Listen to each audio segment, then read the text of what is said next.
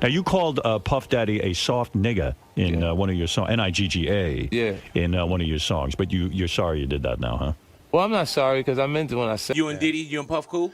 No, I don't really rock with him. Okay, like that. damn, all right. I didn't know what. I was looking for you. I tell you, get your hand out my pocket, man. Look at this. Get your hand out my pocket. I see what you're doing. Just kept trying to keep me right here, like he didn't want me to grow at anything. What's the fuck with Diddy?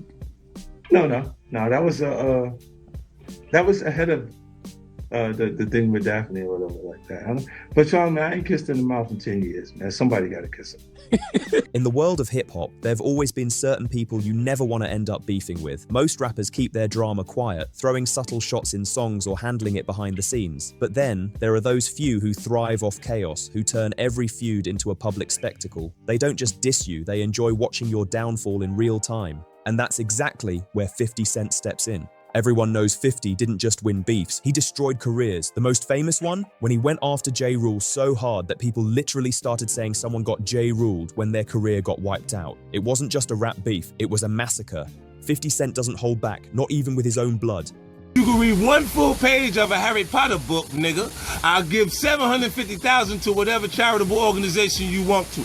I can't say that I can resolve a situation or a beef with somebody that I can't stand this nigga. You understand what I'm saying? Like, this ain't WWL. It's not like I just got rap beef with this nigga. I don't like this little nigga. When things went bad between him and his son, he straight up blasted him online, calling him a crybaby bum chasing handouts. What it feels like to have nothing, all right?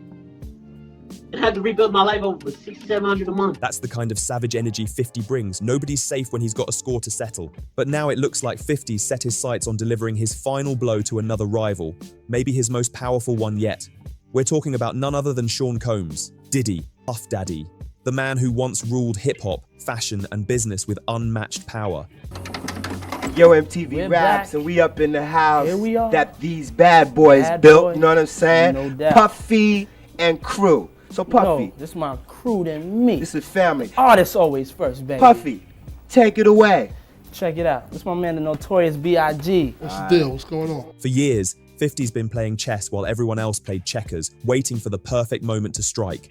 And now, Diddy's empire is crumbling before the world's eyes. Once celebrated as one of the most influential black moguls in America, his reputation has been shattered beyond belief.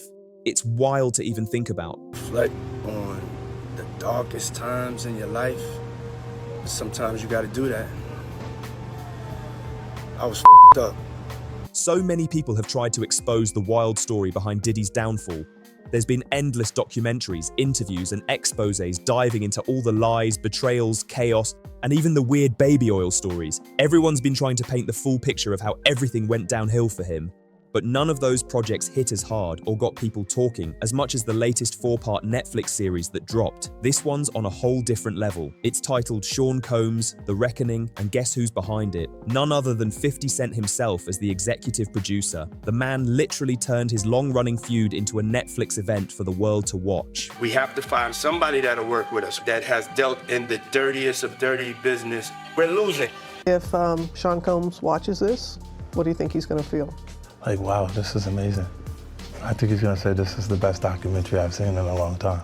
I've got to admit, this documentary is one of the best I've seen in a long time. It's not just about Diddy's chaos, it's a full cinematic breakdown that ties the past and present together perfectly. The way it bounces between old school drama and today's headlines keeps you locked in every second. But before diving deeper into that, let's rewind the clock and walk through the timeline of the beef between 50 Cent and Diddy. It's been brewing for decades. From the jump, 50 came into the rap game throwing punches at everybody in sight, and Diddy was no exception. I'm a savage. Whatever I want, I'm going to get. Whatever I want, I have to get. On his 1999 track How to Rob, 50 boldly name-dropped half the industry, showing he wasn't scared of anyone. What does it feel like to be shot? Is it a physical feeling? Yeah, it doesn't hurt as much as people imagine it hurts because of your adrenaline and how the shock of what's actually going on, it hurts after. This was all before the infamous shooting that left him with 9 bullet wounds, a moment that changed everything. It reshaped his voice, his flow, and turned him into a street legend whose story became part of hip-hop history. Pray for a miracle. What's wrong? Voice don't sound the same. It's better. Then by the early 2000s, 50 finally crossed paths with Diddy, and that's when things got real. 50 claimed he was actually ghostwriting for Puff, a claim that's been backed up multiple times over the years, most famously by Def Jam and bad boy artist Shyne. The tension had already started simmering, and that was just the beginning of a rivalry that would only grow louder with time. Shyne had his own issues with 50 Cent too. At one point, he even called him a federal informant. But back then, when 50 and Diddy first crossed paths, 50 was still a rising name in New York's underground, and Shyne was one of Diddy's artists under Bad Boy. According to 50, he actually wrote Diddy's verse on the track, "Let's Get It," something he didn't reveal right away. 2 years later, he finally spilled the tea on his Guess Who's Back mixtape. On the track, "Not Like Me," he dropped the line, "Hoes be like, Fitty, you so witty, on the D, like they heard I ghostwrite for P. Diddy." That one bar was a full-on shot, confirming what many had whispered about behind the scenes. And 50 didn't stop there. Later that same year, he went after Puff again on the Bad Boys 2 soundtrack. The irony, that soundtrack was actually produced by Diddy himself. On it, 50 rapped, "I run the city and I don't dance around like Diddy." It was slick, bold, and pure 50 energy. But at that stage, their feud still felt more like playful jabs, industry banter mixed with ego. Things didn't truly get awkward until 50 started getting strange vibes from Diddy himself. In later interviews, 50 told a wild story from his early career where Diddy supposedly invited him to go shopping, something he said felt way too personal and out of place. I don't be like go shopping or some shit. I mean, like, I paid for it. And I was like, what the fuck this nigga just say? I got the fuck away from him because I was like, he said something to me one time, a long time ago, at Chris Lighty's wedding. He told me he'd take me shopping. I looked at him like, what'd you just say? Let me move, man, before I do something. You're gonna make me mess up the wedding. According to 50, it was the kind of move a guy would make toward a woman he was trying to impress, not a young rapper he'd just met. That moment made 50 side-eye the whole relationship moving forward. 50 Cent looked at that strange shopping invite from Diddy as him testing the waters, like he was trying to see if 50 would play along with his little baby oil type behavior. It felt off, and 50 didn't hesitate to call it out later in classic Savage fashion. When he told that story, people couldn't believe it, and Diddy eventually had to respond, brushing it off like it was nothing. By the mid-2000s though, 50 Cent wasn't just a rapper anymore. He was a global powerhouse. The man had 7 #1 hits, over 20 top 10 singles, and his name was everywhere. Every time you turned on the radio or the TV, there he was, running the game with full control. This was also the era when 50 started stacking his business empire. So you bought the company? no, so I ended up having about almost 10% of it. And it was sold to Coca-Cola for you made $100 million? Well, 4.1 billion they actually sold the company for. He was locking in massive endorsement deals, launching G-Unit Records, dropping his own clothing line, and even securing major equity in big companies. It wasn't just rap money anymore. 50 was building real wealth, and what made him stand out was his mindset. He wasn't just an artist, he was a strategist. The only person operating on his level at that time was Eminem. Meanwhile, it seemed like 50 had everything Diddy secretly craved: respect from the streets, love from the industry, and serious appeal with women who saw him as a symbol of raw confidence. Watching the documentary now, it's crystal clear that Diddy's envy ran deep. Even though he was already a major success, it's like he wanted that same untouchable energy 50 had, the kind of presence that made a whole room freeze the second he walked in. 50 Cent, Lloyd Banks, and Young Buck, otherwise known as G-Unit in the house. Give it up, y'all. What's up? Oh. By 2005, 50 Cent had officially become a heavyweight, not just in hip-hop, but in the business of music. Every artist, both new and legendary, wanted to sign with G-Unit Records. His label was the hottest ticket in the game. Around that same time, 50 appeared on The Howard Stern Show and dropped a bombshell. He claimed a deal with rapper Marcy completely fell apart because Diddy demanded a $2 million payout just to release Mace from his Bad Boy contract so he could join G-Unit. That move didn't sit right with 50, and it only fueled the tension between him and Diddy even more. During the interview, Howard asked 50 straight up, "What about Sean P. Diddy Combs? You had a feud with him, but you made up, right?" Howard then brought up one of 50's songs, saying, "You called Puff Daddy soft in one of your tracks. Do you regret that now?" Without hesitation, 50 fired back. "I'm not sorry because I meant it when I said it."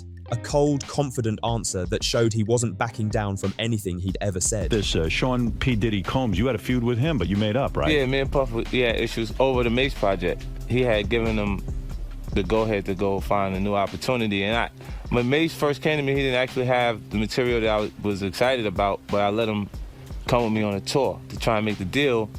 He was being unreasonable. Wow. I think he felt like Mace was like the last piece to his legacy. I never got paid what I was worth, and I never got the respect I was worth. It's more like, you trying to keep me here, nigga? After that exchange, things got real. 50 took the gloves completely off, openly linking Diddy to the death of the notorious B.I.G., a connection that's been whispered about in the industry for years. He made it clear he believed Diddy wasn't nearly as close to Biggie as everyone once thought.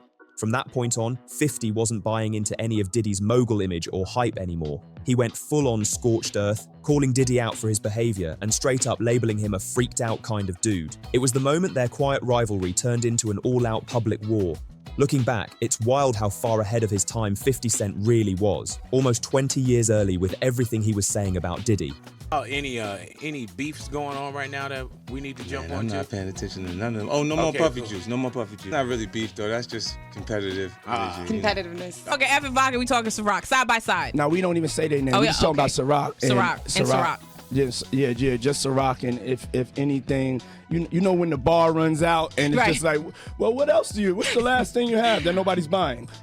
While everyone else in the industry was out here smiling, dancing, and showing up with their little bottles of baby oil trying to stay on Diddy's good side, 50 was locked away in a dark studio, sharpening his pen and plotting his revenge. He wasn't playing games, he was preparing for war. Outside of the lyrical jabs, their feud even spilled into the business world. The next battlefield, Vodka.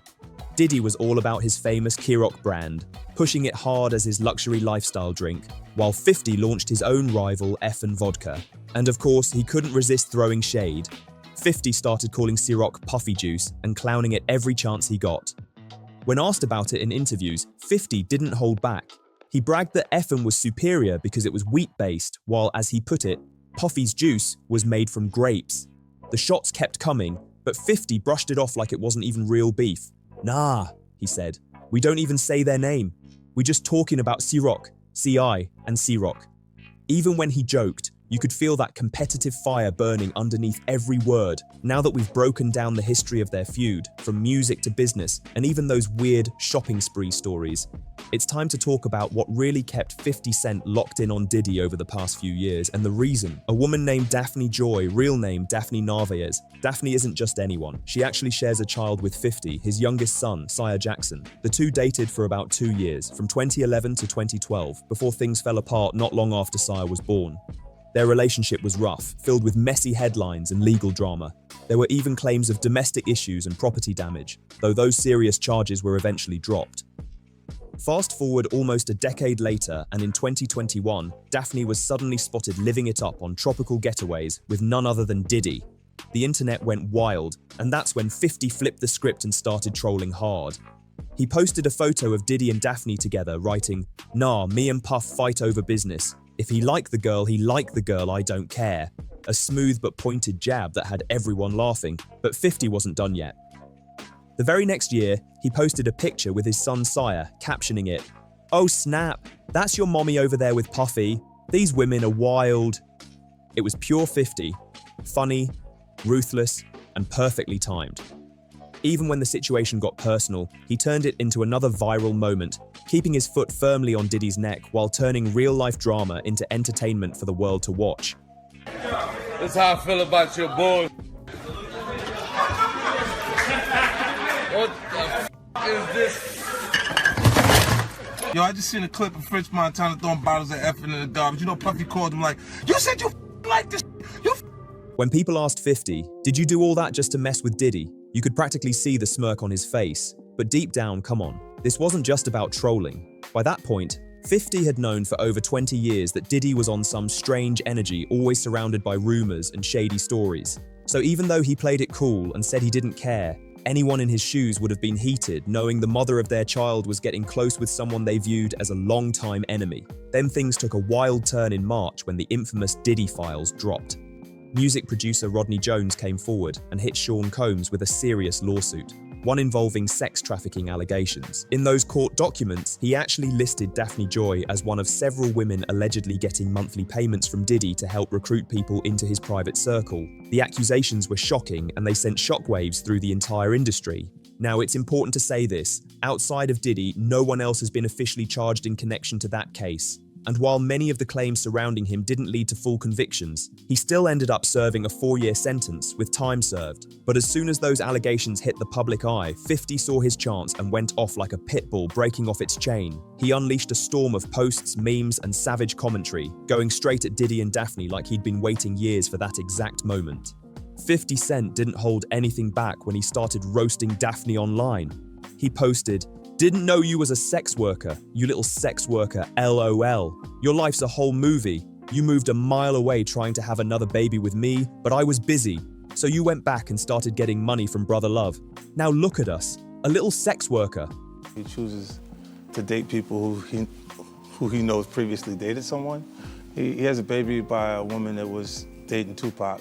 Wow. To add to it, but we had to cut it down so it could. For time. The internet went wild. It was messy, savage, and classic 50 at his most unfiltered. He even took the trolling to the stage. While performing alongside Nicki Minaj, he couldn't resist throwing one last jab, ending his set with a line aimed straight at Diddy and Daphne. The crowd lost it. It was entertainment mixed with pure chaos. But behind all the jokes, there was something much deeper going on. As the public drama kept escalating, 50 actually filed for sole custody of their son, claiming Daphne was involved in what he called freak-offs, and that it created an unsafe environment for their kid.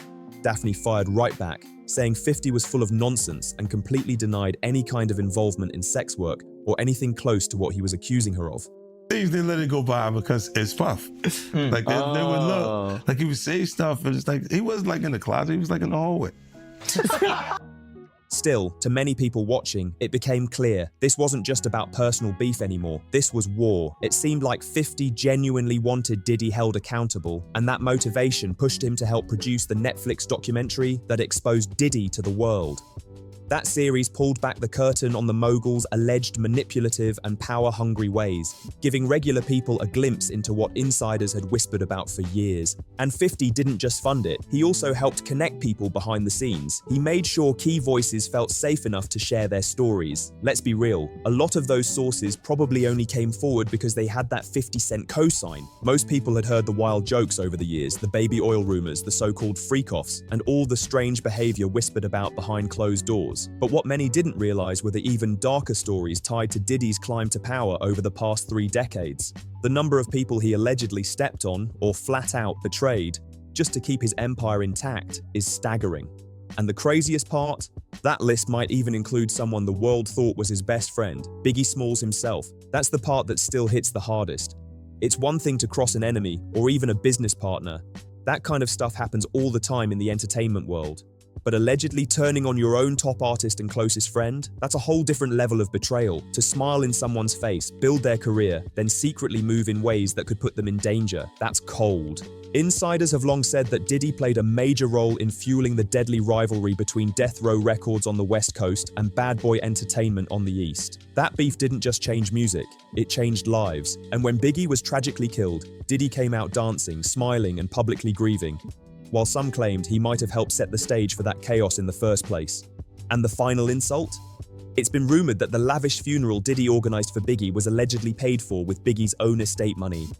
If that's true, it says everything. Because when someone's more focused on appearances than the loss of a brother, you know their loyalty was never real to begin with. In the documentary, 50 Cent spends a serious amount of time breaking down how Diddy has allegedly used women as weapons in his power games, like chess pieces in his personal empire. He connects the dots on a pattern that's hard to ignore. Diddy getting involved with women tied to other men in the industry, ex-girlfriends, baby mamas, even wives, all to prove he could control not just people's careers, but their emotions too. It wasn't about love, it was about dominance, manipulation, and ego. To 50, Diddy represents what happens when a narcissist goes completely unchecked for decades. It's like watching someone build their own kingdom of chaos and believing they're untouchable. One of the most jaw-dropping moments in the documentary comes when Diddy straight up compares himself to Jesus Christ. He says, "Now you're witnessing Jesus walking on water, you know what I'm saying? Or Jesus having a breakthrough. You know what I'm saying because I can only compare myself to the Son of God. The arrogance is unbelievable." And what makes it even crazier, he was recording all this footage himself, right before his own trial. He really thought he'd walk away from everything clean, ready to drop his own victory documentary to tell the world, "I told you so." That level of confidence, no, that delusion shows exactly why 50 wanted to expose the truth once and for all. What was meant to be Diddy's resurrection ended up becoming his reckoning. Instead of a comeback story, that footage turned into a full-blown collapse of whatever was left of his reputation. Nobody knows exactly how Netflix got hold of those tapes, but wow, the way they used them makes Diddy look straight up unhinged. It's like watching a man who truly believes he's above everyone else finally get exposed to the world. And honestly, if you haven't seen the 4-part Netflix series yet, you need to. It's one of the most gripping, detailed documentaries out right now. Even if you didn't grow up knowing Diddy's full come-up story, this show lays it all out, from the flashy beginnings to the dark truths behind his empire. It's wild, it's revealing, and it makes one thing very clear. 50 Cent is not the kind of person you ever want to beef with. Once you land in his crosshairs, you stay there forever. At the end of the day, this whole saga feels like a full-circle moment in hip-hop history. What started as a few slick disses and business rivalries turned into one of the most explosive showdowns the culture has ever seen. From the early How to Rob days to the Netflix documentary that shook the industry, 50 Cent proved he's more than just a rapper. He's a strategist who plays the long game and never forgets who crossed him. What's wild is how Diddy's empire, once built on luxury, power, and influence, started crumbling right in front of everyone's eyes. And the person standing there, watching it all unfold with a smirk? 50 himself. He didn't just expose Diddy, he reminded the world that in this game, reputation is everything, and karma always finds its way back around. Now, hip-hop fans everywhere are left wondering, what's next? Will Diddy ever recover from this storm, or has 50 finally buried him for good in the court of public opinion? One thing's for sure, this story isn't over yet, because if we've learned anything about 50 Cent, it's that once he locks onto someone, he doesn't just aim to win, he aims to end them. And right now, it looks like he's already written the final chapter in a decades-long feud that the world will be talking about for years to come. And when the dust settles, this entire saga feels like something straight out of a movie, hip-hop's very own Game of Thrones. What started as a few lyrical jabs and business moves turned into one of the most ruthless feuds the culture has ever witnessed. From How to Rob to the explosive Netflix documentary, 50 Cent didn't just play the game, he rewrote it. Every move, every post, every headline was part of his master plan. Meanwhile, Diddy's empire, once dripping with money, fame, and power, started collapsing like a mansion built on sand. And through it all, there was 50 standing in the shadows, grinning like a man who'd been waiting decades for this moment. He didn't just expose Diddy, he dismantled his image piece by piece, showing that no amount of fame can hide the truth forever. When I got the record deal, all I got cut short. So it's like he Jesus to me, you know what I'm saying? Because he just saved me. And it's real, and I go all out. Nah, I ain't saying none of that. I'm not Jesus. Now everyone's asking, what's next? Will Diddy ever bounce back from this global takedown? Or has 50 officially written the final line in his legacy? Because one thing's for sure, this wasn't just another celebrity beef. This was revenge in its purest form, executed with precision, patience, and that signature 50 Cent flair. And if history tells us anything, it's that once 50 sets his sights on you, it's not a fight, it's a countdown. He doesn't just want to win, he wants to erase you from the conversation completely. So whether you love him or hate him, one thing's undeniable. 50 Cent just proved once again that in hip-hop, power isn't given, it's taken. And right now, he's holding all the cards. And there you have it, the story that shook hip-hop to its core. A saga filled with betrayal, power, money, ego, and revenge. From the early 2000s all the way to now, 50 Cent turned what could have been a forgotten beef into one of the most legendary rivalries in music history. He played the long game, stayed patient, and when the moment came, he struck harder than ever before. Diddy's once unstoppable image has cracked under the pressure, and the whole world's been watching it unfold in real time. And the man leading the charge, 50 Cent, ruthless, brilliant, and always 10 steps ahead. Whether it's business, music, or pure pettiness, he proves again and again that he's built different. The Netflix documentary might have been the nail in the coffin, but the story itself, it's a reminder that no amount of power can protect you from the truth forever. Because when karma shows up, it shows up loud. So what do you think? Has 50 officially ended Diddy's legacy for good? Or do you think there's still another chapter waiting to unfold? Whatever your take is, one thing's for sure. Hip-hop will never forget this feud. And if you made it this far, thank you for watching. If you enjoyed this deep dive into the madness, make sure to drop a like, subscribe, and turn on notifications so you never miss another story like this. Leave a comment below with your thoughts on the Diddy documentary. Do you think 50 went too far? Or was he just giving the people the truth they've been waiting for? And don't forget to share this video with your friends because this story deserves to be heard everywhere. This is the legacy of 50 Cent versus Diddy, and trust me, the game will never be the same again.